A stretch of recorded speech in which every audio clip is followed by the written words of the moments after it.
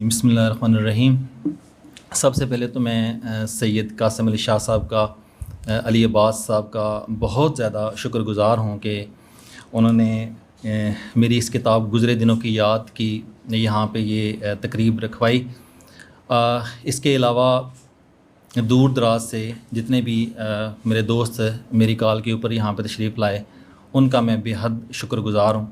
پھر جتنے بھی شرکاء تھے یہاں پہ جنہوں نے گفتگو کی اور میرے بارے میں، کتاب کے بارے میں جو کچھ انہوں نے رائے دی، میں ان کا دل کی گہرائیوں سے شکریہ ادا کرتا ہوں۔ اور ملک وال سے جتنے بھی میرے دوست اتنی مصروفیات میں اتنی دور سے سفر کر کے میرے ساتھ یہاں پہ تشریف لائے ہیں، میں ان کا بھی دل کی گہرائیوں سے جو ہے وہ شکریہ ادا کرتا ہوں۔ اس کتاب میں جس طرح سے بہت سی پہلے بات ہو چکی ہے اس کے اوپر تو میں ڈیٹیل میں ابھی بات نہیں کروں گا، مختصراً، کیونکہ کافی زیادہ اس کے اوپر باتیں ہو چکی ہیں۔ کوئی بھی کام یا کوئی بھی اچیومنٹ جہاں پہ آپ پہنچ جاتے ہیں نا، تو وہ کہیں نہ کہیں کسی نہ کوئی اس کی بیس ہوتی ہے۔ بیس کے بنا آپ کہیں پہ یا کسی نے آپ کو حوصلہ بڑھایا ہوا ہوتا ہے نا، اس کے بنا آپ جو ہیں وہ اس پوزیشن کے اوپر نہیں پہنچ سکتے۔ تو چاہے کسی سپورٹس کے میدان میں کوئی اپنا کارنامہ سر انجام دے رہا ہو، کوئی ایجوکیشن فیلڈ میں کر رہا ہو، کوئی میری طرح کوئی کتاب لکھ رہا ہو اپنے ایکسپیرینسز، تو اس کے پیچھے بہت سارے لوگوں کا رول ہوتا ہے۔ اگر میں اس کا مختصراً ذکر یہاں پہ کروں تو سب سے پہلا جو میرے لیے انسپائریشن اور موٹیویشن تھی وہ میرے ماں اور باپ تھے۔ میرے والدہ وہ پرائمری پاس تھیں، لیکن اس کے باوجود وہ مجھے صرف یہی کہتی تھیں کہ تم پڑھنا ہے تمہیں۔ ان کو یہ نہیں پتہ تھا کہ یہ کون سا اسکول اچھا ہے، ان کو یہ نہیں پتہ تھا کہ ایف ایس سی اور ایف اے میں کیا فرق ہے، آرٹس کسے کہتے ہیں، سائنس کسے کہتے ہیں، لیکن ان کو اتنا پتہ تھا کہ پڑھائی کوئی اچھی چیز ہے، پڑھنا ہے، جس ماحول میں ہم پڑھ رہے تھے۔ مجھے یاد ہے کہ میں غالباً 7 یا 8 کلاس میں ہوں گا، تو اپنے محلے کی ایک کرکٹ ٹیم ہوا کرتی تھی، تو اس میں باری باری کیپٹن ہوتے ہیں، تو ایک دفعہ میں کیپٹن تھا اپنے کرکٹ کی ٹیم کا۔ تو میں جیتا، تو مجھے ایک کپ ملا، چھوٹا سا ایک کپ ہوتا تھا اس زمانے میں، وہ ہوتا بھی شاید اسٹیل کا تھا، تو وہ میں کپ مجھے جیتا اور میں جیت کے گھر لے کے گیا۔ تو میری والدہ جو تھیں وہ صحن میں چولہے کو لکڑیاں جلا کے وہ روٹی بنا رہی تھیں، مغرب کا وقت تھا۔ جب میں وہ کپ گھر پہ لے کے گیا تو میں نے بڑا خوشی سے اظہار کیا کہ دیکھیں میں نے یہ کپ جیتا ہے، اور میں بڑا خوش تھا اس کے اوپر۔ تو میں نے والدہ کے چہرے کے اوپر کوئی اس طرح کے تاثرات نہیں دیکھے جس میں کوئی خوشی کا ایلیمنٹ ہو۔ تو میں نے ان کو کہا کہ آپ کو پتہ ہی نہیں ہے کہ میں کتنی بڑی میری اچیومنٹ ہے۔ جس گراؤنڈ میں کھیل رہا تھا وہاں پہ 30-40 کے قریب لوگ تھے اور وہ تالیاں بجا رہے تھے اور واہ واہ کر رہے تھے، اور آپ کو پتہ ہی نہیں ہے کہ میں نے کتنی بڑی اچیومنٹ کی ہے۔ تو میری والدہ نے یہ کہا تھا کہ بیٹا یہ کون سی اچیومنٹ ہے جس میں تم جیتے ہو تو یہ کپ اٹھا کے تم صرف اکیلے ہی گھر لے آؤ، تمہارے ساتھ جو کھیلنے والے تھے ان کو کیا ملا ہے؟ ایک تو بات یہ۔ دوسری بات یہ کہ یہ اچیومنٹ نہیں ہوتی کہ چند لوگ جو ہیں وہ واہ واہ کریں، کیونکہ اس زمانے میں دیکھیں نا، جب ہمارے پاس 30 یا 40 ایک گراؤنڈ کے اندر جب اس ایج میں ہم ہوتے ہیں، تو جب وہ تالیاں بجا رہے تھے تو مجھے تو یہی لگ رہا تھا کہ پوری دنیا جو ہے وہ سارے میچ دیکھ رہی ہے اور اسٹیڈیم بھرا ہوا ہے جس نے مجھے شاباشی دی اور واہ واہ کی ہے۔ تو انہوں نے مجھے کہا تھا کہ بیٹا یہ واہ واہ نہیں ہوتی، واہ واہ وہ ہوتی ہے کہ زندگی میں تم اس طرح کا کام کرو کہ جس میں تمہارا فائدہ ہوگا نا، تو دوسروں کا بھی ساتھ تمہارے فائدہ ہوگا، ٹھیک ہے؟ اور پھر ساری دنیا واہ واہ کر رہی ہوئے گی نا، تو واہ واہ وہ ہوتی ہے، یہ واہ واہ نہیں ہوتی۔ تو پڑھائی کے اوپر توجہ دو۔ تو اس کے بعد میں پڑھائی کی طرف چلا، اور مجھے اس طرف اتنا تھا کہ بس پڑھائی اچھی چیز ہے، میں پڑھتا رہا۔ شروع سے ہی مجھے لیسن والدہ نے یہی دیا کہ اکیلے کامیابی کوئی کامیابی نہیں ہوتی، ساتھ جو تمہارے ساتھ چل رہے ہوتے ہیں ان کو ساتھ جب تک لے کے چلو گے نہیں وہ کامیابی نہیں ہے۔ یہاں پہ میں اپنے والد صاحب کا بھی ذکر کروں گا، کیونکہ میں نے پہلے ذکر یہ کیا ہے کہ کوئی بھی آپ کی اچیومنٹ ہے وہ کچھ لوگوں کی بہت زیادہ اس کے اندر کنٹریبیوشن ہوتی ہے۔ میرے والد صاحب کتنے محنتی اور کتنے یہ کہہ لیں کہ حوصلہ مند ہیں، اس کے میں لیے چھوٹا سا ایک واقعہ آپ کو بتاتا ہوں۔ 57 سال کی ایج میں ان کی ایک غلط آپریشن کی وجہ سے ٹانگ کٹ گئی، اور سیالکوٹ CMH میں ان کے ساتھ تھا۔ اب سچویشن یہ تھی کہ مجھے ڈاکٹر کا نام بھی یاد ہے، ڈاکٹر کرنل اورنگزیب صاحب تھے۔ انہوں نے مجھے دن کو بتا دیا کہ یار یہ پرابلم ہے، گنگرین کی وجہ سے ان کے ٹانگ کاٹنی پڑے گی۔ تو ظاہر ہے میری ایک سچویشن کیا ہوگی اس کا آپ اندازہ لگا سکتے ہیں۔ اب میں نے رات کے وقت 10 بجے ان کے پاس جانا تھا، میں 10 بجے گیا، اور میرے ذہن میں یہ تھا کہ والد صاحب کو نہیں پتہ کہ ان کی ٹانگ صبح کٹی جائے گی۔ اب ڈاکٹر صاحب جو تھے، چونکہ والد صاحب میرے آرمی سے ریٹائرڈ تھے، تو ڈاکٹر صاحب نے ان کو مغرب کے وقت بتا دیا تھا کہ بھئی ایسے پرابلم ہے اور آپ کی ٹانگ کاٹنی پڑے گی. اب سچویشن یہ تھی کہ ان کو یہ پتہ نہیں تھا کہ اسے پتہ ہے, ٹھیک ہے. اب میں ان کے پاس گیا جب کہ مجھے پہلے ہی آئیڈیا تھا کہ یہ ایسے ہے. میں یہ سوچ رہا تھا کہ میں کن الفاظ میں کیسے میں بات کروں. تو مجھے اپنے پاس بلایا اور پاس کھڑے ہو کے مسکرا کے میری طرف دیکھا اور مجھے کہتے ہیں کہ یار یہ 57 سال میرے ساتھ رہی ہے, لیکن مجھے لگتا ہے کہ یار اس کا دل نہیں ہے ساتھ رہنے کو, لیکن تم نے پریشان نہیں ہونا.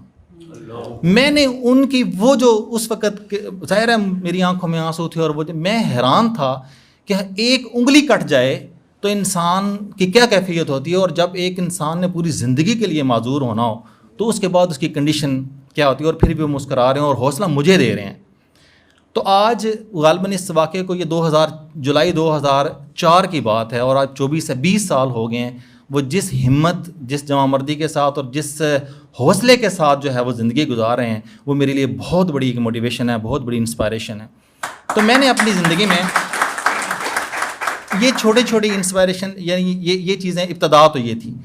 اب میں اگر تھوڑا سا ذکر کروں کہ میں میٹرک کے بعد عباس صاحب نے بڑی ڈیٹیل سے بات بتائی تھی. میں ان پوائنٹس کے اوپر میں کبھی بہت کوشش کرتا ہوں کہ نہیں لکھوں نہ بولوں, لیکن آج انہوں نے ذکر کر دیا تو ایسے ہی میں نے ذکر کیا, ورنہ میرے جتنے بھی دوست ہیں شاید ان کو ان باتوں کا علم بھی نہیں ہے جن کا میں بھی ذکر کر رہا ہوں. میٹرک کے بعد جب رزلٹ آیا تو واقعی مجھے نہیں پتا تھا کہ FSC اور FA میں کیا فرق ہوتا ہے, اور میرٹ کس بلا کا نام ہے. میرے ساتھ دوستوں نے کہا نا کہ میرٹ فلاں کالج کا بن گیا ہے, تو مجھے واقعی نہیں پتا. میں نے کہا میرٹ کس کو کہتے ہیں, حالانکہ میری فرسٹ ڈویژن تھی, اچھے نمبر تھے, اس کے باوجود مجھے یعنی اس طرح کا ماحول تھا. تو وہاں پہ زاہد اقبال صاحب, میں ہمیشہ ان کا احترام سے نام لیتا ہوں. میں یہ اکثر یہ کہتا ہوں کہ میں 3 لوگوں کے سامنے جب بھی میں جاتا ہوں تو میرا الفاظ جو ہیں وہ ساتھ نہیں دیتے, میرے جسم جو ہے وہ ٹانگیں کانپنا شروع ہو جاتی ہیں احترام کی وجہ سے. اور وہ 3 ہیں شخص, ایک وہ زاہد اقبال صاحب ہیں جن کا میں ذکر کر رہا ہوں, جاوید چودھری صاحب ہیں جن سے میں نے بہت کچھ سیکھا لائف میں, اور تیسری شخصیت قاسم علی شاہ صاحب ہیں. ان کے سامنے جب بھی میں آتا ہوں احترام کی وجہ سے, یقین کریں میری یہی حالت ہوتی ہے. تو وہ انہوں نے مجھے FSC میں 2 کتابیں دی, اور میں یہ سمجھا تھا کہ شاید یہ 11ویں جو جماعت ہوتی ہے اس میں میتھ اور فزکس ہی ہوتا ہے, باقی تو ہوتی ہی نہیں ہے. تو ان کا بھلا ہو, انہوں نے مجھے اس سائڈ پہ لگایا اور میں پھر اس ایجوکیشن فیلڈ میں آیا اور یہ چل گیا. پھر میں چونکہ ان سے انسپائر تھا تو مجھے اور کوئی شعبہ اچھی نہیں لگتا. مجھے لگتا تھا کہ سب سے بہترین جو ایک فیلڈ ہے نا وہ ٹیچنگ فیلڈ ہی ہے. میں ٹیچر بنا, یہ پیسہ کمانے کا تو ذہن میں ہوتا ہی نہیں تھا. انہوں نے ہمیں فری پڑھایا تھا اور ہم بھی فری 3-4 سال تک پڑھاتے رہے. جب ایک دفعہ پیسے 600 روپے ٹیوشن ملی تو میں بڑا حیران تھا کہ اچھا اس کا پیسہ بھی ہوتا ہے. اور اس کے بعد پھر اس فیلڈ میں آئے اور ہم چلتے رہے اس طرح سے. پھر میں یہ کہوں گا کہ سر شفیق صاحب بھی یہاں پہ تشریف رکھتے ہیں, بیٹھے ہوئے ہیں. ہم نے اکٹھے پڑھانا سفر کیا. یہ مجھے ایک جب پرائیویٹ اسکول جس میں ہم نے پڑھانا شروع کیا اس میں سے پہلے گئے, اور یہ کیمسٹری اور بایولوجی پڑھاتے تھے, میتھ اور فزکس میں تھا, اور ابتدائی دنوں میں ہمارا ایک گروپ بن گیا اور ہم نے پھر 10 سال اکٹھے پڑھایا. تو ان کی بھی بہت بڑی کنٹریبیوشن ہے. پھر اس کے علاوہ آگے چلتا ہوں, میں سفر دیکھتا ہوں تو یہ انہوں نے بات کی. میں مختصراً بات کروں گا کہ جس انسان سے آپ سیکھتے ہیں, اگر آپ اس کا شکریہ ادا نہیں کرتے, اس کے سامنے شکریہ ادا نہیں کرتے, یا ویسے میں سمجھتا ہوں کہ بعد میں پھر شکریہ ادا کرنے کا وہ کیا ہوتا ہے. سب سے پہلے جب میں چینج میری لائف میں آیا تو میرے ایک کلیگ نے مجھے جاوید چودھری صاحب کی ایک کتاب دی 0 پوائنٹ. جب میں نے وہ کتاب پڑھی تو آپ یقین کریں میں حیران ہی رہ گیا کہ یہ بھئی ہم جو مشینوں کا علم پڑھ رہے ہیں وہ تو بالکل ایک اور ہے. اصل علم تو یہ ہے جو انسان کے جذبات, احساسات اس طرح سے ریلیٹڈ جو ہے نا, جب آپ ہیومن بیہیویئرس کو پڑھتے ہیں تو علم تو یہ ہے. تو میں کون سا علم پڑھتا رہا ہوں. تو پھر جو اسٹرگل میں نے کی وہ ڈاکٹر عباس صاحب نے بڑا مختصر بتا دیا, لیکن میں نے اس کے اوپر ہسٹری کے اوپر واقعی بڑا پڑھا تھا.